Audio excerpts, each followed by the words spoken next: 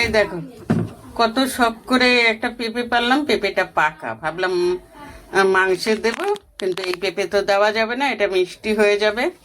যাই হোক, এই যে ভাত বসিয়েছি, অনেক বেলা হয়ে গেছে, কড়া বসিয়ে দিয়েছি, কেটে নিয়েছি বেগুন, আলু, পেঁয়াজ, আর এই যে মাছের তেল, এটা দিয়ে এটা করব। আর এই যে খাসির মাংস, তার জন্য অল্প অল্প করে মশলা নিয়েছি, তার কারণ মাংসটা তো অল্প, যেরকম টমেটো নিয়েছি, আদা নিয়েছি, রসুন নিয়েছি, পেঁয়াজ নিয়েছি, 2 পিস আলু নিয়েছি, আর আমার রোজকার মতো এটা লেবু যেরকম খাই, আজকে মৌসুম্বি খাবো। যাই হোক, তাহলে আমি রান্নাটা বসাই।